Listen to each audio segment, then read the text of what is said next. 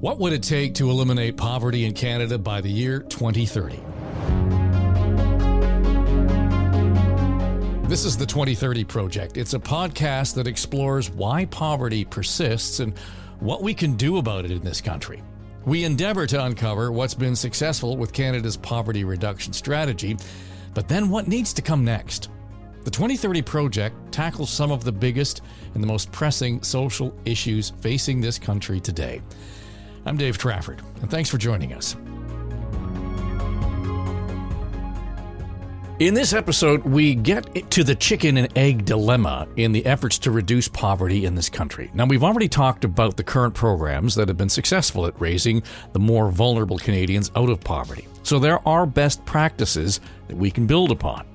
But there are two chronic issues that continue to stagger the mission. One is a growing income gap and a diminishing middle class.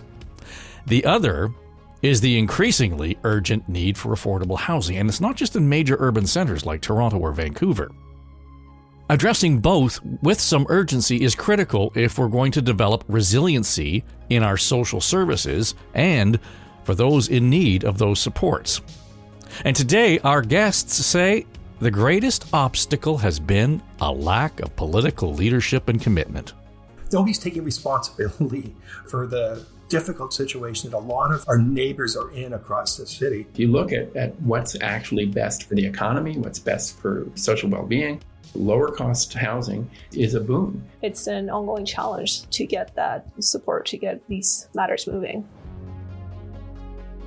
David Hardy is an urban planner. He's the president and CEO of Hardy Stevenson and Associates and the executive director of the Institute for New Suburbanism.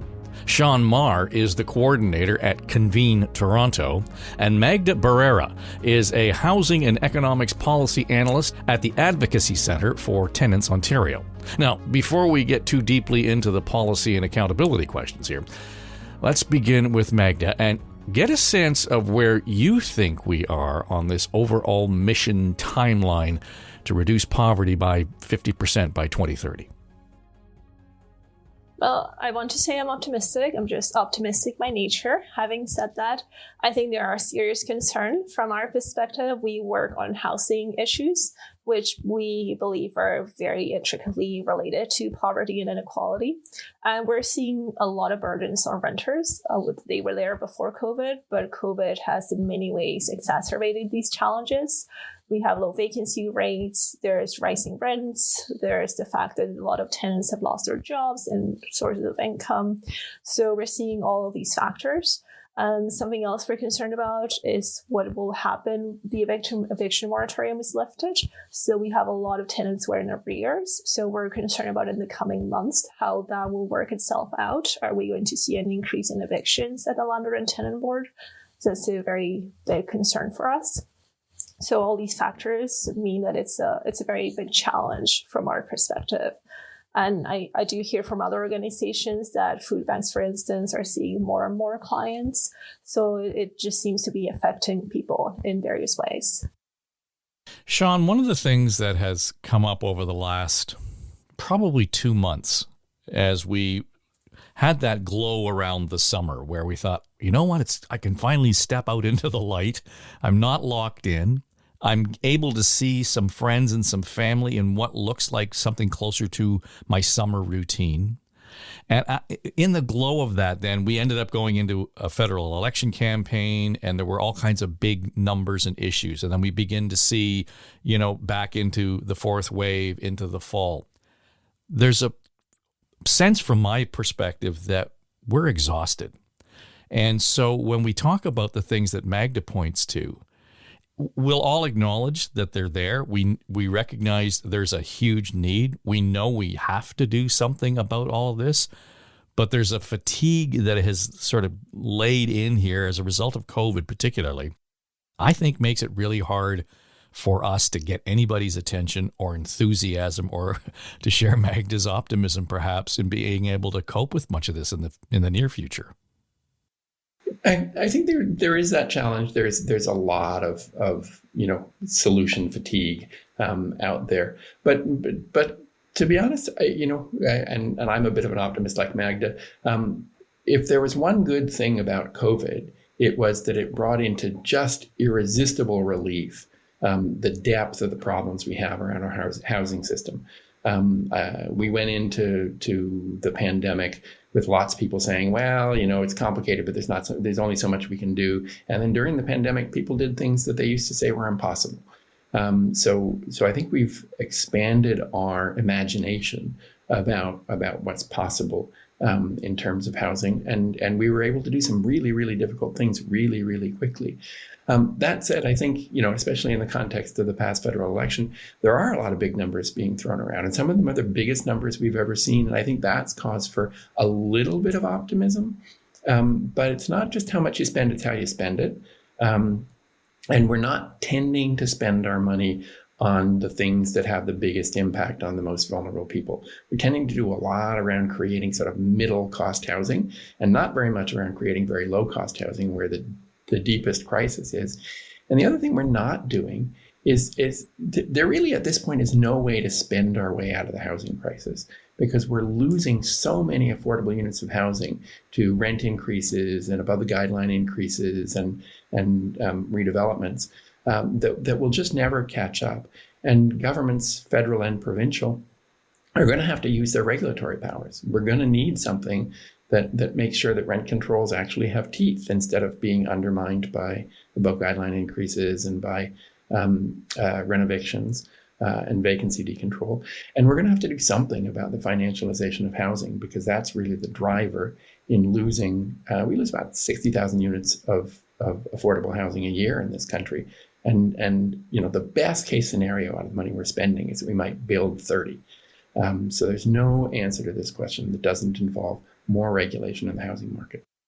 Dave, we get into this discussion and we start to look at things right now in the near future. And I know your lens is always, as a planner, 30, maybe 40 years out. Put that lens on the idea that right now we're in this economic income gap, particularly in Toronto, for example, where they'll tell you that we have 3 cities because of the inequities in income, the inequities of social services, et cetera. How do we solve this income gap? Because it's getting right at what Magda and Sean have talked about. We can't buy a house if we can't afford a house. We can't afford a house if we don't have an income that's up to date. Yeah, the challenge is that this is so complex, involving multiple levels of government, not necessarily governments that are agreeing with each other or supporting each other. And back to your comment of the 3 cities. So city 1 is our core, and it's more of the wealthy, educated city. And frankly, I'm going to be the least optimistic here, perhaps, but it's where a lot of investment goes. So that's where the money's going to. People who are wealthy and well-educated. You have the kind of the next band of people roughly middle class, but having the same issues of affordability but not to the same extent as people in other parts. You have parts of the inner core, but a lot of in the suburban areas, the third city, you have a lot of poverty happening. What I'm really concerned about, first of all, planners created the 3 cities, okay? And so I'm going back and saying, folks, if we don't rethink how we're planning our cities, that will simply continue. We don't want to double down on this disparity of income, cost, and also racial disparity. It's a white core, and it's a multicultural majority in the suburbs. I'm seeing new poverty areas forming on the watch of our political leaders. I go, if you really have a poverty strategy, how do we end up with new poverty areas happening, particularly in North Scarborough, with something called the Steeles Corridor, people coming as refugees, multiple people in homes, people losing their jobs, losing good jobs, and now losing retail jobs. So I just think that we're unfortunately so short-sighted that we're just not seeing what we need to do in the long term. If I can just jump in there, Dave, Dave's comment about those, and your comment about the 3 cities, one of the things we forget about is the 4th city, which is the outer suburbs. where even more poverty is migrating. There's an arch joke about Toronto's poverty reduction strategy, which is that it's just weight, because poorer people get pushed farther and farther and farther out into the outer suburbs, that we end up with this fourth city of increasing poverty, but also increasing distance from the most of the employment market. But I think that, there's kind of a bad news, good news piece in what Dave was mentioning, which is that middle income group, which makes up, a big chunk of voters out there, are more and more in the category of folks who can't afford their housing. Now the majority of people in Toronto can't afford their housing. And that's everybody. If you start looking at younger people instead of older people, the numbers go even higher. That means that there's more and more reason for our leaders to be responsive to this issue, because there are more and more people who are confronting it in ways that they can't manage on their own. Magda, it's important, though, to point out, I think, that, the crisis is often where you live. It's not a relative thing at all. It's something that people are experiencing in whatever community they live in. I was recently in Peterborough, and you look at that town, and it's lost a lot of its manufacturing business there. It's the number of homeless people who are on the streets is really more obvious now. Now, clearly, pandemic has punctuated that. But, we begin to talk about affordable housing in Toronto as one thing. You hear the same complaint in smaller communities right across the country. If the prices are going up, it means it makes less affordable. Doesn't matter if you're living in St. John's, Newfoundland, Labrador, or downtown Toronto. I think it's very true, and it's something we're seeing. We're mandated to work across Ontario, so we work with the community legal clinics across the province. And it's definitely something they've been pointing out, that they're seeing a lot of these problems increasing in places where affordability didn't used to be a problem. So even in more remote locations like North Bay, somewhere that's farther away, they're saying that now they're just not finding affordable housing. Their clients just don't find somewhere that they can afford. So it does seem that these affordability issues are sort of migrating in a way from Toronto to a lot of these smaller urban centers across Ontario. Yeah, the trend, Magda, is to Sean's point, like many people in that middle belt would not be able to afford their house if they had to buy it today. So they're hanging on. You have, though, a lot of people are saying it's time to cash out. Particularly as we age in some of these areas. So they're going to these smaller communities. And a Toronto house buys a mansion in North Bay or Kingston. And you have money to put in the bank for your retirement. So there's this outward migration of people right now. And that's having effects on these communities as well. It's rising their house prices. And to your point, Sean, on the fourth area, like I work in rural Ontario quite a bit. And you have a hollowing out of many communities. They're aging. There's no jobs. They're hoping for internet-related work at some point for some entrepreneurs, but there's simply an awful lot of work that we need to do. Recently, Dave Hardy, I saw a webinar that your group presented, was a couple of weeks ago now, and it was on new suburbanism. And I thought it was an interesting and a fascinating and an important point that was made around some of these smaller communities. And again, let's use Peterborough as an example. That used to be the place where all of the marketers would go and test their product to see how it would play out across the country. If, in fact, we're looking at a situation where larger organizations, bigger companies, are rethinking where their headquarters should be, then maybe, setting up shop in Peterborough actually helps on a number of ways. First, less expensive for them to have a footprint in Peterborough. The second thing is people who live in the community can have housing that's more affordable from that perspective. They're closer to work. It creates more stability for some of the smaller communities. If we can, we talk about this equity in income. If we had the equity in sort of this corporate presence, and that comes down to planning, I think, to some degree, doesn't that help float all the boats? Yeah, it does, particularly those smaller towns or cities that have, say, a university that's anchors the town. They, plus a very solid, strong economic development organization in those communities, if they're successful, can pull in larger well-paid jobs. And we're seeing that across North America where, and we're going to have to really look at what's happened in the core of cities, because the information in that webinar said that there's a reluctance of people to go back to work. At least a third of the people just don't want to go back to those high-rise offices. So, and if you can't get workers, or if you're getting workers that are going to be telecommuting anyways or on the internet, you don't need to have a downtown location. So there's a lot of potential here. The policy that puts it in place is basically absent right now. Okay, so let's just address that just before you jump in, Sean. The policy that's there, what is it that we need to frame and nail down to sort of set this on the right path, Dave? Like, the province has places to grow legislation and policy. So there's an attempt at the provincial level to get people to move in some of these outlying communities and to get investment. Often, though, it's getting residential growth over economic and job growth in these communities. It takes a stronger push at the provincial level, and I support it at the federal level to bring these companies in to the country and centered in these communities. That's just not part of the legislation in a very strong manner right now. Sean? And I guess the other piece of the puzzle is that we do need something that provides housing at prices that people can afford. And even in Peterborough, you have this really dysfunctional housing market, because you have all these people who used to work at GE and used to work at Quaker, and they don't work there anymore, and they're not getting good paying jobs like they used to.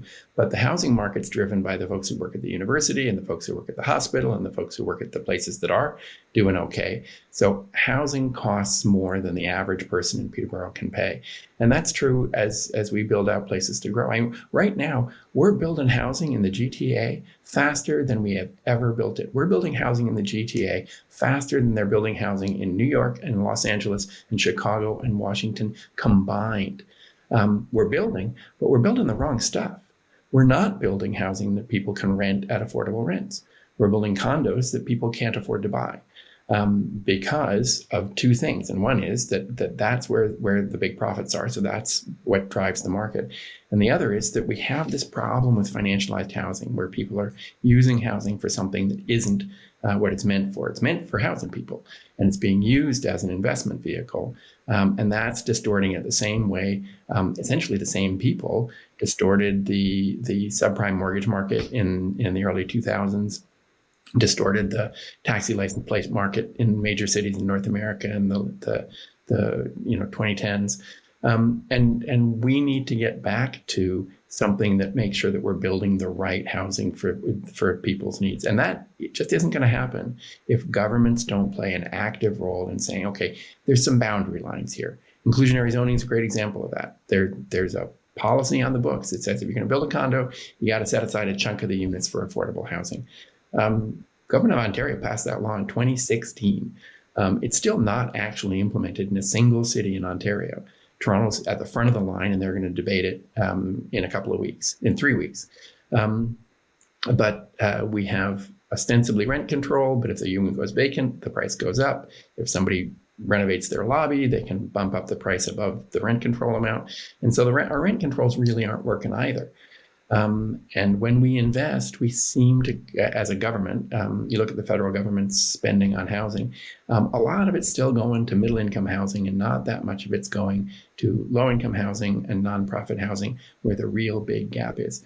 So we need to get our governments need to get their regulatory game in order if we're going to succeed at this. And that's not just good for people who are struggling. It's good for corporations. One of the struggles that Dave mentioned is that people have trouble living in Toronto and being able to get a place to live so that they can be part of the labor market, so that we can keep our economy going. But if we don't have housing that workers can afford, then we're going to have trouble keeping our businesses.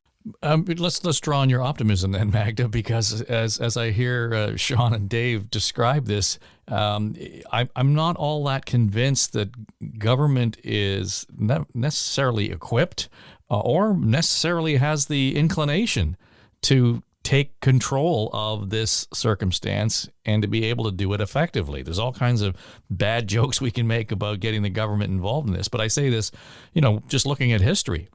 We're in a mess because of what government has failed to do. What makes us think that they will do anything different to get us out of it? And if that's the case, then where do we have to rely on the leadership to move this needle? Well, I mean, where there is some cause for optimism, I think Sean brought it up before, was that we did the past federal election campaign. We do see a lot of attention to housing in a way that hasn't been the case before, where for a long time the federal government was not involved in housing. And we did see that all the platforms included significant attention to housing. And there is a lot of funding available for housing issues. Now, whether it's being spent appropriately, that is another matter. But I do think there's some of the basics that we need are there. Still, there's room for us to push, for instance, for spending more money on nonprofit housing, which would go a long way towards ensuring this kind of perpetual affordability and not having everyone rely on private market sector for housing. So I think there is something to work on, though, is the way I see it. Magda, I agree with you. However, our philosophy tends to be, let's force the developers to build affordable housing. And we actually flew in a speaker from London, England to the Institute and met with some people from Holland, and they couldn't believe how little every level of government in Canada was doing in terms of getting into the house, and particularly in London, there's a lot of council housing, and throughout England, all through Europe, like the governments at all levels, they just simply, and I'm being outrageous here, but really don't want to get into the affordable housing business. They're looking for every way around that, and just doesn't work. And they do have that option now. And the nonprofit housing sector is on the comeback, on the upswing again. There's more capacity in the nonprofit housing sector than there's been for a while. And they're also the nonprofit housing sector is doing a pretty good job of figuring out where they need to partner with the private sector to bring private sector efficiencies to the work that they're doing. So there's been some real success there. But Dave, I think your point's really well taken. In other major cities, in other jurisdictions around the world, there is a much, much, much bigger role for the government and the nonprofit sector in the housing market. And we need a bit of that. The good news, the two pieces of optimism that I'll tack on, just because I keep sounding like the pessimist here, are, first of all, housing never, like Magda said, housing's never been more front and center for government decision making than it is right now. And so there's some real opportunities there. And the other is that the big things they have to do are free. You don't have to ding the taxpayer to regulate. You don't have to ding the taxpayer to make sure that we have decent rent controls. You don't have to ding the taxpayer to apply inclusionary zoning. And so there's a lot of things that governments can do without having to do the thing that they're most afraid of, which is hitting you and me up for extra money, if they will use their regulatory powers to the full extent that they've got. And that's the place where they need to spur a little courage to the sticking plate and step up. Ultimately, somebody pays for that. If we're it's called sticking it to the developer. So, and somehow that works its way through the system. So I wouldn't necessarily agree that it's free to us. You're going to pay for it at some point. And that will always be the chorus from those who are lobbying government, saying, if you make it more difficult for the developer to build, it's just going to get passed along too, and that just increases the cost of housing in Toronto. It's already more expensive. Off we go, and we get off the topic in a hurry, Sean. Yeah, but the evidence really doesn't support that. And the most of what's been going on is that housing, when we don't increase the cost of housing, when we don't regulate, housing prices go up. And when we do increase the cost of housing, we do regulate, housing prices go up because the market's there. People need housing. And what's happened is that market, instead of being applied to capitalizing the creation of affordable housing, is going to landowners. If you look at land inflation in Toronto over the last 20 years, it's insane. Land goes up there are lots of different submarkets, so it varies by what part of the city you look at. But you see land price increases of 10, 15, 20% in a year. And that's, there is somebody who isn't going to benefit if we regulate more, and it's going to be large landowners. in the city of Toronto. But they've benefited a lot over the last few years. It's a good opportunity to share the wealth a little bit. Well, let's just bring this back then to this idea of this income gap, because we're kind of talking about housing, but it's sort of along the funnel here a little bit. If we draw it back, if we understand that we can regulate, we can do what we want to kind of address the costs of the housing, there's still the matter of this income gap. So at some point we got to balance both of those off. So how do you make, Magda, that a priority in terms of part of this solution? Because if we don't have stability in social services, in those benefits, in some kind of perhaps a guaranteed basic income, whatever it might be, to stabilize this, then affordable housing just becomes one of these things that keeps kind of getting further and further out of our grasp. Well, I think affordable housing can be a means to work on income inequality, given that housing is, for most households, it's their single largest expense. So if we found a way to address the affordable housing issue to have people actually be able to afford their housing costs, then I think it would go a long way towards addressing that widening income disparity, which I think we all agree is increasing and has been increasing for decades now. Yeah, Sean, you hear some of the folks I've talked to in the course of this series, and their monthly benefit allows for them to spend less than $500 a month on housing. Whose garage are they going to live in for that money? Well, and city council, to your point earlier, that governments sometimes don't step up when they oughta, just failed to make accessible the most affordable form of housing in half the city. They failed to legalize rooming houses, which is just about the only place in Toronto you can actually rent something for what the numbers you just described, and even that's trickier. And so it's still illegal to rent a room in Scarborough. It's still illegal to rent a room in North York. And those are problems we got to tackle.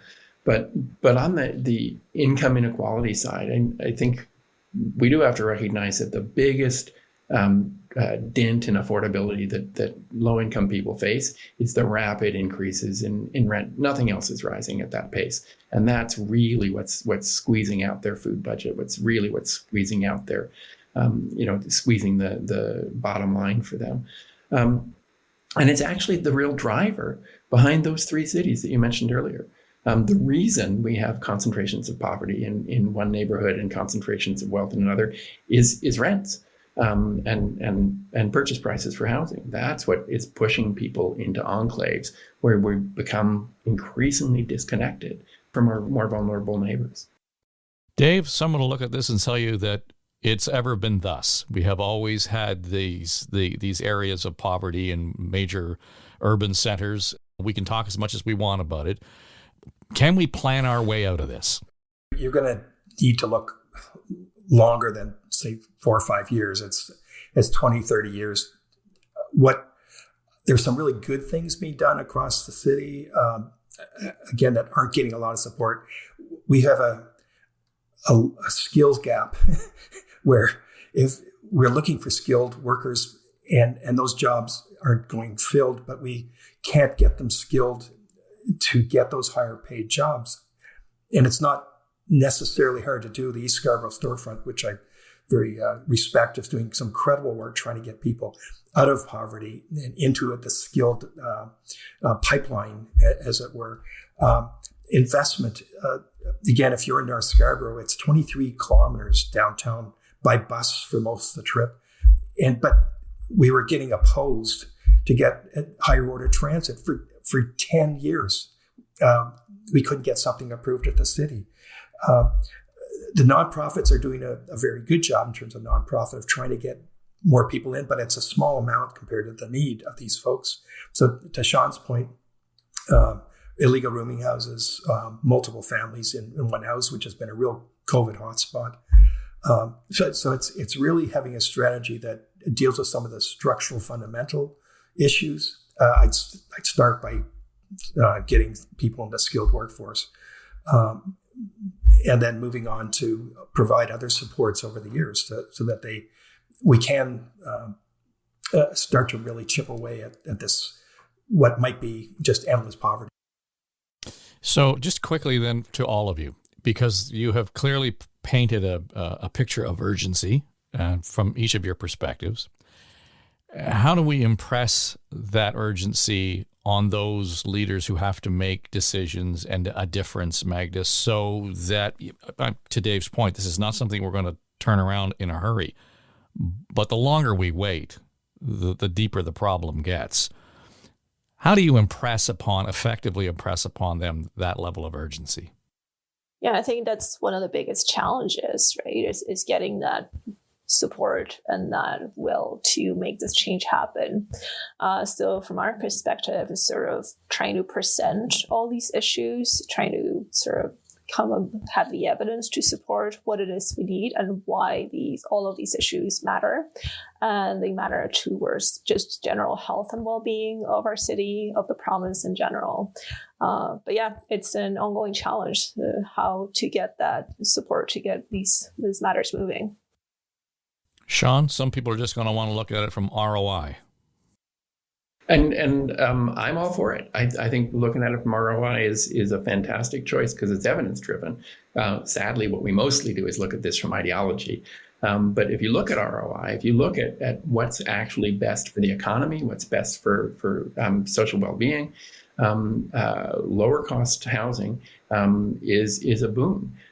It's what makes workforces, have capacity to grow because they can actually live in the city. It's what means that you don't have to build, more food banks than you have grocery stores because people's food budget is eaten up by their rent. And you have less social pressure, less costs of all kinds, less costs in terms of the healthcare system, less costs in terms of homeless shelters, both of which are way more expensive than housing people. So I'd love it if we took just a life cycle cost approach and put everything else aside, because what that tells you is we should be investing in housing and making sure our housing system works above almost everything else. Yeah, Dave, I keep tripping over that idea that people, talk about building shelters, and to Sean's point, that's not a good solution. It's a Band-Aid. Yeah, we need to reframe this whole conversation. We have politicians that have been in their offices for a generation, and folks, you own this problem. This didn't happen last year. This has been happening for years. And if you seriously want to solve this, you're going to have to think differently and step up with opening up some money and taking a new approach to how we deal with not only affordability issues, but also the skills issues. I would add to that childcare issues and so on. We're just not, nobody's taking responsibility for the difficult situation that a lot of our neighbors are in across the city. The rooming house debate in the last little while, I thought unfortunately, it was totally wrong-headed in the way they started to engage people. It was, and if you are going to re-engage people the same way, it's never going to move. Rooming houses will never be licensed. So somebody has to say, well, what's not working, what's working, and what do we need to do to really make a fundamental difference? Yeah, we started this series with a roundtable that included Neil Hetherington and Talia Bronstein from Daily Bread, and I suggested to Neil that perhaps if government wanted to really put a punctuation point on this and they needed to step out of the light and say that this was a priority, there should be a Minister of Poverty Reduction. And if we started there, it would change the lens entirely. Magda, Sean, David, thanks for joining us. Appreciate your time today. Thanks for having us. Thank you. Thank you.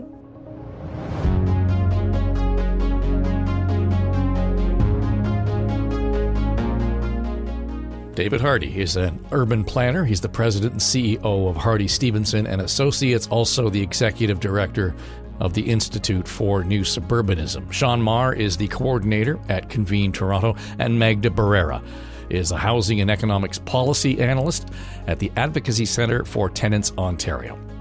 Now, in our next episode, we continue our focus on the need for resilience in the system, and we focus on the opportunities in the future of work.